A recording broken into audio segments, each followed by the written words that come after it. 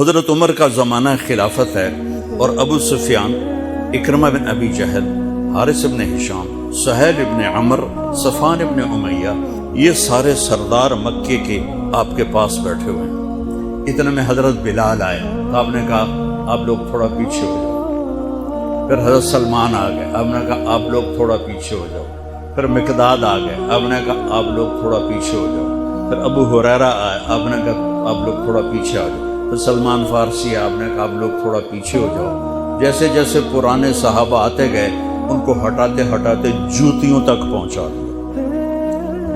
تو وہ غصے سے نہ اٹھ کے باہر نکل گئے اور ابو سفیان کہنے لگے یہ کیا کیا ہے؟ عمر نے ہمارے ساتھ غلاموں کو آگے بٹھایا ہے اور ہمیں جوتوں پہ بٹھا دیا۔ تو سہیل ابن عمر کہنے لگے ابو سفیان، عمر کا قصور نہیں، ہمارا قصور ہے۔ ہم نے اسلام لانے میں دیر کی، انہوں نے جلدی کی، وہ آگے نکل گئے۔ اب یہ سرداران مکہ ہیں اور یہ فتح مکہ پہ ایمان لائے ہیں، لمبا زمانہ صحبت بھی نہیں ہے، پر قربان جاؤں۔ سارے آپس میں کہنے لگے اگر جنت میں بھی پیچھے رہ گئے تو کیا بنے گا؟ سبحان اللہ۔ تو سارے واپس آ گئے، کہنے لگے عمر جو تو نے کیا ہمارے ساتھ ٹھیک ہے، لیکن ہمیں فکر یہ ہے کہ اگر ہم جنت میں بھی ایسے ہی تمہارے اس طرح پیچھے رہ گئے تو ہمارا کیا بنے گا؟ کوئی راستہ بتاؤ کہ ہم تم سے آگے تو نہیں نکل سکتے، برابر تو ہو جائیں۔ افراد تیار کی، افراد۔ آپ نے فرمایا کہ تم اللہ کے راستے میں نکل جاؤ، جس میں وہ نکلے تھے تم بھی نکل جاؤ، اپنی جانوں کے نذرانے دو تو انشاءاللہ ہمارے ساتھ ہو جاؤ گے۔ انہوں نے کہا ٹھیک ہے۔ تو یہ سارے حضرات مکہ آئے اور انہوں نے مکہ چھوڑا اور 400 قریشی نوجوان، 400 انہوں نے ہجرت کی۔ ملک شام میں جہاد ہو رہا تھا۔ جب حارث ابن ہشام، یہ کون ہے؟ یہ ابو جہل کے بھائی ہیں، چھوٹے بھائی، یہ ایمان لے آئے تھے فتح مکہ پر۔ ان کو چھوڑنے کے لیے مکے کا بچہ بچہ باہر نکلا، اور جب وہ مکے سے باہر آ گئے تو وہ سب رونے لگے کہ یہ تو اب واپس نہیں آئیں گے۔ تو حضرت حارث کھڑے ہو گئے اور فرمایا کہ میں تمہارا رونا دیکھ رہا ہوں، اللہ کی قسم مکے سے محبوب کوئی جگہ نہیں ہے، لیکن اللہ کے نبی کی آواز پر ہمارے نوکروں نے لبیک کہا اور وہ اتنا آگے جا چکے ہیں کہ اگر مکہ کے پہاڑ سونا بن جائیں اور میں سارے خرچ کر دوں تو میں ان کے ایک مٹھی جو انہوں نے اس وقت اللہ کے نام پہ خرچ کیا تھا میں اس کے برابر بھی نہیں پہنچ سکتا۔ ہم اپنی جانیں دے کر شاید وہاں تک چلے جائیں۔ جب یہ لوگ پہنچے تو اجنا دین کی جنگ ہو رہی تھی، اس میں اللہ تعالیٰ نے آسانی سے فتح دے دی۔ آگے یرموک کی جنگ آ گئی۔ یرموک کی جنگ میں عیسائیوں کا سردار تھا باہان اور 3 لاکھ کا لشکر تھا، اور صحابہ 36,000 تھے، اور ان کے امیر تھے حضرت خالد ابن ولید رضی اللہ عنہ۔ 9 دن یہ جنگ چلتی رہی، اور اس میں ایک دن ایسا ہوا کہ صحابہ کو رومی ہٹاتے ہٹاتے ہٹاتے خیموں تک لے آئے۔ تو ایک دم حضرت اکرمہ بن ابی جہل رضی اللہ تعالیٰ عنہ اپنے سر سے لوہے کی ٹوپی اتار کے پھینک دی اور اپنے تلوار کا جو وہ کور تھا اس کو توڑ دیا اور کہا کون ہے میرے ہاتھ پر موت کی بیعت کرتا؟ تو حضرت خالد اور اکرمہ ایک ہی قبیلہ بنو مخزوم ہیں، تو خالد نے ان کا ہاتھ پکڑ لیا، کہا نہیں نہیں نہیں نہیں نہیں ایسا نہ کرو، ابھی تیری ضرورت ہے۔ تو انہوں نے جھٹکا دے کر ہاتھ چھڑا کر الیک عنی، میں اس کا ادب والا ترجمہ ہی کروں گا کہ مجھ سے دور ہو جاؤ، لیکن انہوں نے بہت سخت لفظ استعمال کیا، بہت سخت لفظ استعمال، الیک عنی، ہٹ جا پرے۔ میں وہ ترجمہ نہیں کر رہا ہوں، مقام ادب کی وجہ سے بتا، پیچھے ہٹ جا۔ انی و ابی کان من اشد الناس عداوۃ للرسول وافر منکم اليوم، ساری زندگی میں اور میرا باپ اللہ کے نبی کی دشمنی میں گزار دی، اور آج جب اس داغ کو دھونے کا وقت آئے تو میں بھاگ جاؤں گا، میں نہیں ٹلوں گا۔ تو سب سے پہلے کس نے بیعت کی؟ ان کے بیٹے अमर बिन इकरमा, और वो जो 400 कुरैशी थे उन सब ने उनके हाथ पर बैत की, अपनी तलवारों के कवर तोड़ दी, अपनी टोपियां उतार के फेंक दी और सीना सपर हो गए, घोड़ों से उतर गए, सीना सपर हो गए और लड़ते लड़ते रोमियों को पीछे धकेला और रोमियों में भगदड़ मच गई। जो ही भगदड़ मची तो हज़रत खालिद इब्न वलीद दौड़े दौड़े वापस आए, इकरमा किधर है, इकरमा किधर है? कहा जी वो पड़े। देखा तो वो आखिरी सांसों में थे और उनके बेटे अमर वो शहीद हो चुके थे। दोनों बाप बेटा करीब करीब थे। तो हजरत अमर को उन्होंने अपनी यहाँ पिंडली पे रखा और हजरत इकरमा को गोद में ले लिया और पानी लेकर मुंह में टपकाया। तो हजरत इकरमा ने आंखें खोली, कहा कौन? कहा मैं खालिद। कहा क्या हुआ? कहा अल्लाह ने आंखें ठंडी की, मुसलमानों को फतह दी। कहने लगे उमर को कह देना जो तूने कहा था वो हमने कर दिया, अब आगे अल्लाह की मर्जी, जो तूने कहा था वो हमने कर दिया। और उनकी जान निकल गई। जो तूने कहा था वो हमने कर दिया, ऐ उमर जो तूने कहा था वो।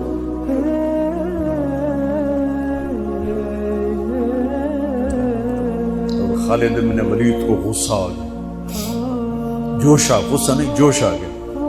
अरब जब खुश होते थे तो बाप के नाम से पुकारते थे, जब गुस्से होते थे तो माँ के नाम से पुकारते थे। हजरत उमर के बाप का नाम खत्ताब है और माँ का नाम है हंतमा। तो हजरत खालिद बिन वलीद ने कहा अब हंतमा का बेटा ये नहीं कह सकता कि सरदारों ने कुर्बानियां नहीं की। मेरे नबी ने एक नस्ल तैयार की। ये नबियों के काम का मकसद था कि इंसानों को ऐसा बनाना कि वो अल्लाह को राजी करने वाले बने और अल्लाह की महबूब जिंदगी अपनाएं। निकलने का पहला मकसद ही है कि मेरी जात बने। सारे जन्नत में चले जाएं, मैं जहन्नुम में चला जाऊं तो मुझे क्या फायदा हुआ?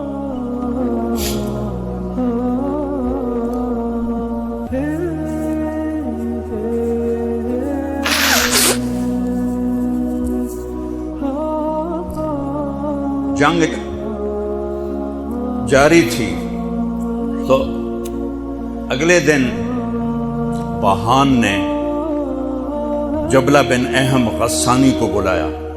अरब में 2 कबीले बदनसीब निकले जो ईमान ना ला सके, एक बनु गस्सान, एक बनु तगलिब। ये दोनों ईसाई रहे, ईमान नहीं लाए। बनु गस्सान उर्दन में आज भी आबाद हैं, वहाँ भी एक शहर है करक, वहाँ हमारी जमात गई थी, वहाँ वो काफ़ी आबाद है। तो बहान ने उसे बुलाया कि तुम ऐसा करो, तुम आज अपने अरब लश्कर को लेकर, अरब लोहे को काटेगा, इन पे अटैक करो, फिर जब तुम शिकस्त दोगे पीछे हम आ जाएंगे। तो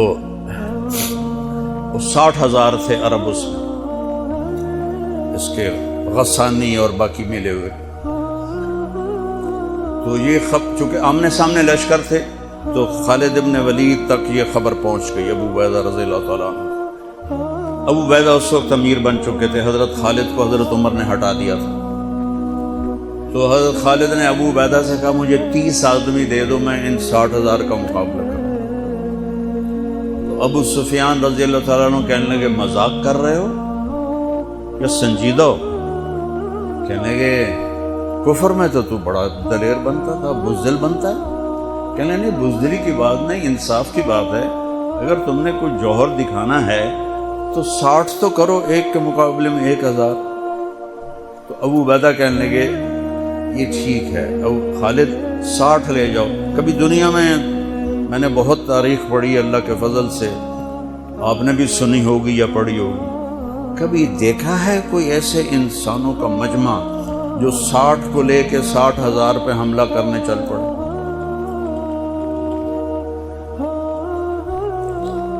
तो अबू बैदा कहने लगे खालिद तू ही चुनाव कर ले, फिर किसको ले जाएगा? तो उन्होंने कहा अबू बैदा میں ایسے لوگوں کو اس لشکر میں جانتا ہوں کہ جب وہ کسی بات کے لیے یوں ہاتھ اٹھاتے ہیں تو ان کے ہاتھ کبھی اللہ خالی نہیں لوٹاتا۔ یہ نبی کی محنت۔ بڑے بڑے مرکز بنانا تو ضروریات میں سے ہے، کام میں سے نہیں، ضروریات ہے، کام کی ضروریات میں سے ہے۔ تو تو بلا جس کو بلانا ہے تو پہلا نام لیا، این عمرو التمیمی،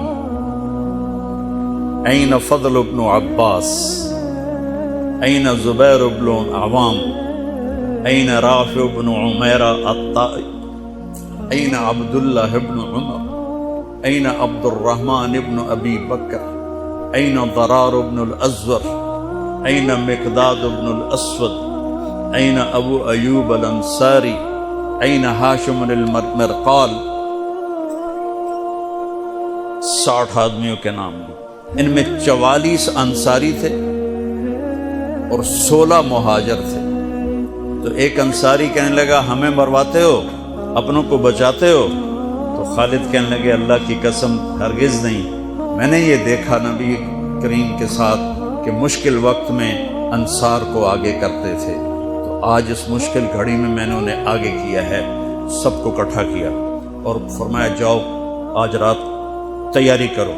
کیا تیاری تھی؟ ساری رات یہ نفلوں میں اور رونے میں، نفلوں میں اور رونے میں۔ جب صبح ہوئی تو سب سے پہلے خالد ابن ولید زرہ پہن کر باہر نکلے تو انہوں نے دیکھا حضرت زبیر ابن عوام کو، ان کی بیوی حضرت اسما ابو بکر کی بیٹی، انہوں نے اب گھوڑے کی لگام اپنے خامند کی پکڑی ہوئی۔ کیا عورتیں تھیں اور کیا مرد تھے، گھوڑے کی لگام پکڑے ہوئے لائیں اور زبیر کو لا کر حضرت خالد کے برابر کھڑا کر دیا۔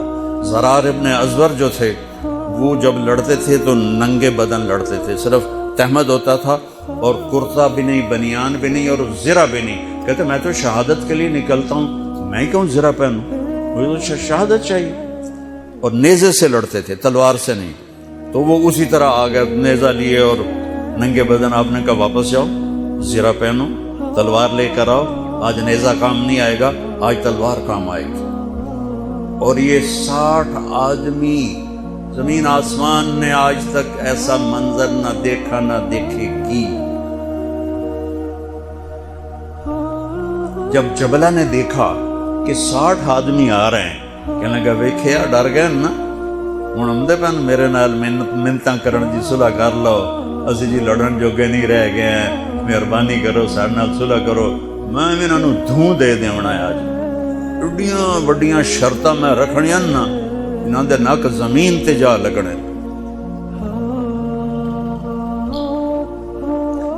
جب آمنے سامنے ہو گئے، آوازیں پہنچنے لگی تو جبلہ کہنے لگا آ گئے ہو صلح کے لیے؟ صلح؟ یہ کس نے کہا؟ ہم تو تمہارے سر کاٹنے ہیں۔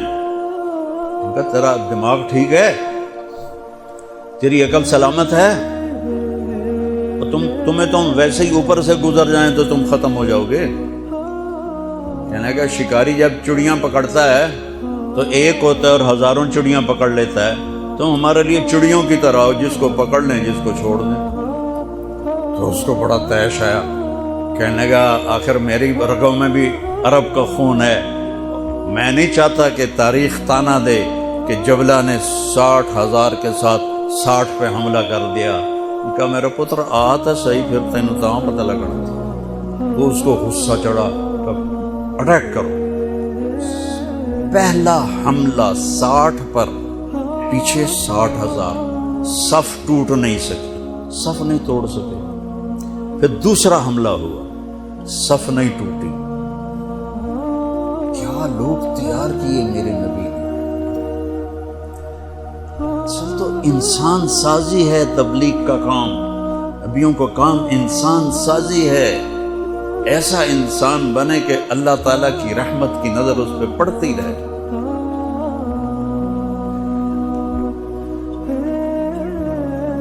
تیسرا حملہ کیا تو صف ٹوٹ گئی، تو خالد ابن ولید نے اعلان کیا 6 ہو جاؤ، اپنی کمر میں لا لو اور 6 کی ٹولی بنا لو، 10 6 60، 10 ٹولیاں بن گئیں۔ خالد بن ولید کے ساتھ تھے، خالد بن ولید، فضل بن عباس، زبیر بن عوام، عبد الرحمن بن ابی بکر، زرار بن الازور اور رافع بن عمیرہ الطائی، یہ 6 آدمی حضرت خالد کے ٹولے میں تھے، اور پورا زور لگا رہے تھے عیسائی عرب خالد کو قتل کرنے کے لیے کہ اے مارے گا تو پیچھے کام بن جاوے گا۔ تو حضرت عبداللہ بن عمر فرماتے ہیں صدقے جاؤں میں ان 6 آدمیوں کے، اور خاص طور پر فضل ابن عباس اور زبیر ابن عوام پر، کہ 20 دفعہ حملہ کیا عرب عیسائیوں نے خالد کو قتل کرنے کے لیے، اور صرف فضل بن عباس اور زبیر بن عوام نے ان ہزاروں کا منہ پھیر دیا۔ اور فضل ابن عباس کہتے یا معاشر الکلاب، اے کتوں کی جماعت، اصحاب رسول سے ہٹ جاؤ، اصحاب رسول سے ہٹ جاؤ۔ اور شرحبیل ابن حسنہ وہ زور زور سے قرآن